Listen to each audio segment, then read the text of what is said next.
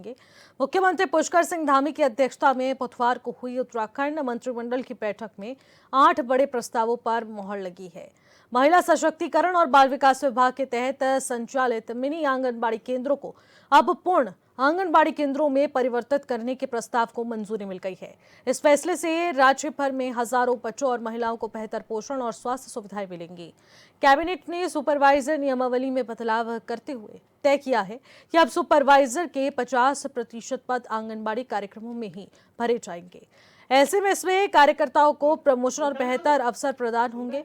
Cabinet ने रायपुर विधानसभा क्षेत्र के फ्री जोन में मकान और छोटे दुकानों के निर्माण की अनुमति देने के प्रस्ताव को मंजूरी दी है। इस कदम से आम नागरिकों को राहत मिलेगी और स्थानीय स्तर पर आर्थिक गतिविधियों को प्रोत्साहन भी मिलेगा। इसके अलावा चिकित्सा शिक्षा विभाग के तहत स्वास्थ्य कार्यकर्ता और स्वास्थ्य पर्यवेक्षक नियमावली में संशोधन को स्वीकृति मिली है, जिसके चलते अब एक बार फिर तबादले की छूट का प्रावधान जोड़ा गया है। कैबिनेट ने यूनिफॉर्म सिविल कोड नियमावली में भी आंशिक संशोधन की मंजूरी दी है, जिसके तहत नेपाली और भूटानी नागरिकों की भारतीय नागरिकता अब विवाह होने पर आधार कार्ड के आधार पर पंजीकृत संभव होगी। विशेष पंजीकरण के आधार पर भी विवाह पंजीकरण किया जा सकेगा। वहीं अब राज्य स्थापना दिवस सत्र की तारीख तय करने की अब पूरी तरह से मुख्यमंत्री ने जिम्मेदारी ली है। अब वो भी अधिकार मुख्यमंत्री को मिला है।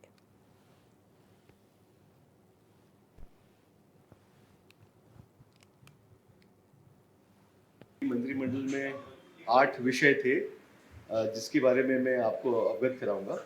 पहला विषय था ये महिला सशक्तिकरण एवं बाल विकास विभाग का विषय था। उत्तराखंड महिला एवं बाल विकास अधीनस्थ सुपरवाइजर सेवा नियमावली 2021 के संशोधन के संबंध में इसमें ये विभाग द्वारा ये बताया गया है कि भारत सरकार के द्वारा ये निर्देश प्राप्त हुए हैं कि जो हमारे मिनी आंगनवाड़ी केंद्र चलते थे उनको अब पूर्ण आंगनवाड़ी केंद्रों में उनको उच्चीकृत किया जाना है। अब इसके तहत जो पूर्व में नियमावली थी इनकी, वो जो सुपरवाइजर सेवा नियमावली थी उसमें 50% सुपरवाइजर सीधी भर्ती से आते थे और 50% जिसमें से 40% आंगनवाड़ी कार्यकर्ती से बनते थे और 10% मिनी आंगनवाड़ी कार्यकर्ती से बनते थे।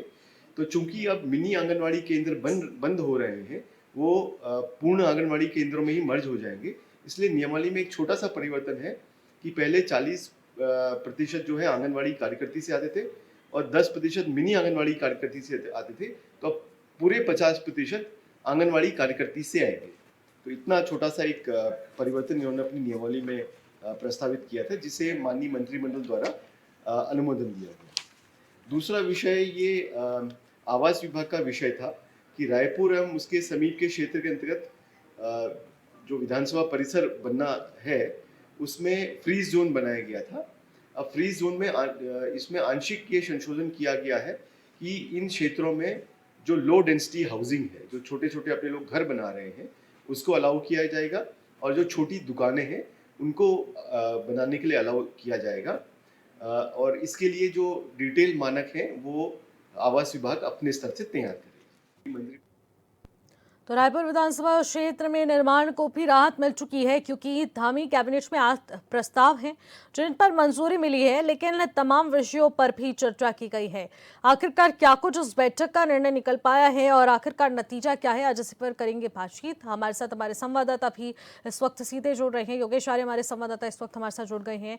योगेश, जानना चाहूंगी कि धामी कैबिनेट में 8 प्रस्तावों को मंजूरी मिल चुकी है, आखिरकार वो 8 प्रस्ताव कौन से हैं, आखिरकार इन मुद्दों पर खास जोर क्यों दिया गया? देखिए, बिल्कुल उत्तराखंड कैबिनेट बैठक जो है वो करीब 1 घंटा चलने के बाद खत्म हुई और उस बैठक में करीब 8 प्रस्ताव जो है वो पास हुए हैं। महिला सशक्तिकरण में बाल विकास विभाग के तहत मिनी आंगनबाड़ी केंद्रों को आंगनबाड़ी केंद्रों में तब्दील किया जाएगा, इसको लेकर सहमति दी गई है। तो निश्चित तौर पर ये बड़ा एक राहत वाली बात है, क्योंकि मिनी आंगनबाड़ी केंद्र से उनको जब आंगनबाड़ी केंद्रों में जो है तब्दील किया जाएगा तो निश्चित तौर पर वहां पर सुख सुविधाएं बढ़ेंगी, वहां पर स्टाफ बढ़ेगा और निश्चित तौर पर जो है लाभ जनता को मिलता हुआ नजर आएगा। वही सुपरवाइजर नियमावली में संशोधन भी किया गया है। इस दौरान की 50% पद अब आंगनबाड़ी कार्यकर्तियों को दिए जाएंगे, यानी कि उनसे भरे जाएंगे। तो निश्चित तौर पर इससे जो है कहीं ना कहीं जो आंगनबाड़ी कार्यकर्ती हैं जो निश्चित तौर पे देखती थी कि उनका भविष्य होगा, वो भी जो है रोजगार से जुड़ेंगे एक साधन से, तो बिल्कुल उनको इसमें पद पर जिस तरह से कहा गया है, तो निश्चित तौर पर ये भी एक बड़ा कदम जो है इसमें लिया गया है, एक बड़ा प्रस्ताव पास हुआ है। वहीं रायपुर में बनने वाले विधानसभा क्षेत्र को फ्री जोन कर दिया है, उसमें छूट मिली है, लेकिन उसमें भी जो है प्रावधान ये रखा गया है कि मकान और छोटी दुकान बनाने के लिए ही अनुमति मिलेगी। तो निश्चित तौर पर जिस तरह से अगले प्रस्ताव की बात करें तो चिकित्सा शिक्षा विभाग के तहत स्वास्थ्य कार्यकर्ता स्वास्थ्य पर्यवेक्षक नियमावली में संशोधन किया गया है। स्वास्थ्य कार्यकर्ता स्वास्थ्य पर्यवेक्षक नियमावली में एक बार फिर तबादलों को लेकर के छूट मिली है, तबादले उसमें किए जाएंगे, पहले तबादलों पर रोक लगाई गई थी। और सबसे अहम अगर प्रस्ताव की हम बात करें तो यूसी नियमावली में आंशिक संशोधन किया गया है, क्योंकि नेपाली और भूटानी क्षेत्रों से शादी होने पर जो है आधार कार्ड पर ही पोर्टल पर जो पंजीकरण किया जाता है उस पर अब ये कहा गया है कि विदेशी पंजीकरण के आधार पर ही पंजीकरण होगा, यानी कि विदेशी पंजीकरण जो है वो कराना होगा, उसके बाद ही जो है पंजीकरण हो पाएगा। और वहीं राज्य स्थापना दिवस पर होने वाले विधानसभा सत्र यानी विशेष विधानसभा सत्र की जो तिथि है उसके लिए मुख्यमंत्री को अधिकृत किया गया है। मुख्यमंत्री तय करेंगे कि कौन सी तारीख में विशेष सत्र बुलाया जाए, क्योंकि विशेष सत्र बुलाने की मांग जो है वो रखी जा रही थी। वो कहा जा रहा था कि जो है अधिवेशन के बाद विशेष सत्र बुलाया जाए ताकि कामकाज को आगे बढ़ाया जाए, वहां पर जो है कई मुद्दों पर जो है बातचीत हो सके। बिल्कुल योगेश, इन 8 प्रस्तावों पर मोहर लगी है और 8 प्रस्ताव बेहद अहम है प्रदेश के लिए, लेकिन इसके अलावा क्या इस बैठक में तमाम विषयों को लेकर खास चर्चा हुई है जिस पर आगे एक बार फिर विचार करने की सरकार को जरूरत पड़ेगी? देखिए, इस पूरे प्रकरण में सबसे महत्वपूर्ण क्योंकि यूसीसी है और यूसीसी नियमावली में आंशिक संशोधन किया गया है, और सबसे महत्वपूर्ण ये है क्योंकि नेपाली और भूटानी से शादी होने पर यूसीसी से आधार कार्ड से ही पर जो है इसमें पंजीकरण किया जा रहा था, लेकिन अब ये कहा गया है कि अब विदेशी पंजीकरण बहुत जरूरी है। और ये महत्वपूर्ण भी है कि क्योंकि अगर विदेश से कहीं से शादी हो रही है तो उसका विदेशी पंजीकरण मिल सके ताकि उसकी जानकारी हो सके, और पूर्ण जानकारी विभाग के साथ साथ सरकार के पास होनी अनिवार्य भी है। तो इसलिए उसको लेकर के महत्वपूर्ण ये आया था, और इसमें जो है उन्होंने जैसे संशोधन किया है, और निश्चित तौर पर आने वाले वक्त में भी अगर धीरे धीरे कोई इस तरह के संशोधन सरकार को नजर आएंगे तो वह करेंगे, क्योंकि इससे पहले भी कई संशोधन जो है यूसीसी नियमावली में हो चुके हैं। जी बिल्कुल योगेश, देखने को मिल रहा है कि तमाम संशोधनों की बात की गई है और 8 प्रस्तावों पर मोहर लगी है। इसके अलावा सरकार तमाम ऐसे विषय हैं जिन पर विचार विमर्श कर रही है, क्योंकि प्रदेश में पूरी तरह से तख्तापलट होने की भी बातें सामने आ रही हैं। अगर दूसरी तरफ देखने को मिले तो 2027 को लेकर आखिरकार क्या कुछ खास चर्चाएं सरकार के बीच चल रही हैं, उसको लेकर कितनी गहनता से सरकार अपनी रणनीति बनाने में जुटी है? देखिए, सबसे महत्वपूर्ण जो है वो कहीं ना कहीं जब कैबिनेट बैठक होती है तो यही रहता है कि जो प्रदेश की जनता है कि उनके हितों के जो प्रस्ताव हैं वो लाए जाएं ताकि जनता के हित में कार्य हो सके।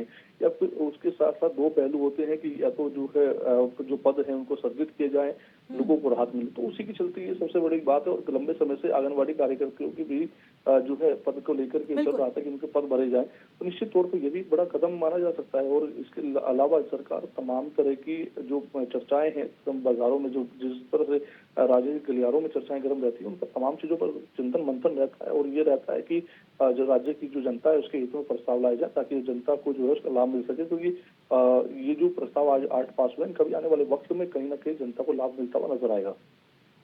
बिल्कुल, जनता को लाभ जरूर मिलेगा, और देखने को मिलता है कि जनता भी कितनी ज़्यादा सक्रिय है, क्योंकि सरकार तमाम महत्वपूर्ण विषयों पर जब बैठक में चर्चा करती है तो जनता की उम्मीदें भी सरकार से जुड़ जाती हैं। लेकिन 2027 में आखिरकार वो कौन से अहम मुद्दे रहने जा रहे हैं जहां पर सरकार को बेहद जोर देने की ज़रूरत है, और उस विषय पर खासतौर पर बैठक होनी चाहिए और उसको भी स्वीकृत करना चाहिए। ऐसे आखिरकार कौन से प्रस्ताव पेंडिंग पड़े हैं योगेश?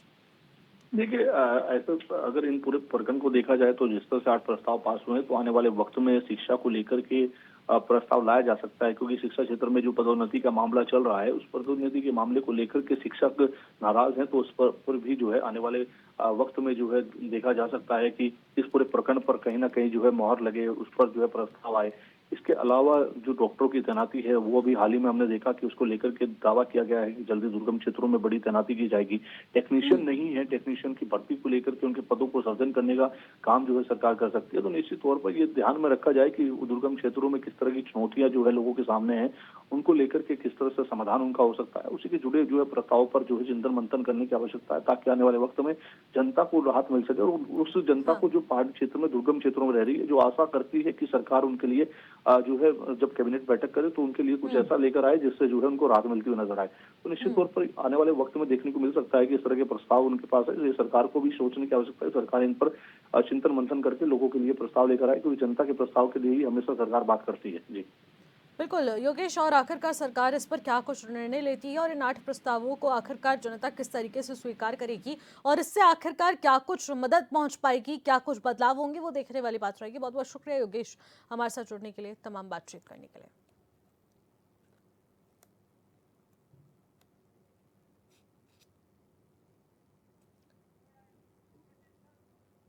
तो देखने को मिल रहा है कि धामी सरकार ने 8 प्रस्तावों पर मोहर लगा दी है और ये बैठक में तमाम ऐसे महत्वपूर्ण विषय रहे हैं जिन पर विचार विमर्श किया गया है और इन मुद्दों पर विचार विमर्श करना बेहद ज़रूरी हो जाता है। आखिरकार यूसीसी नियमावली में क्या कुछ अहम योगदान रहे हैं और आखिरकार जो ये संशोधन क्या है, इसके जरिए आखिरकार किस तरीके से कार्य होगा, वो बहुत महत्वपूर्ण रहने वाला है। सुपरवाइजर नियमावली में भी संशोधन हुआ है। ऐसे कुल मिलाकर 8 प्रस्ताव हैं जिन पर आज धामी कैबिनेट से मंजूरी मिल चुकी है।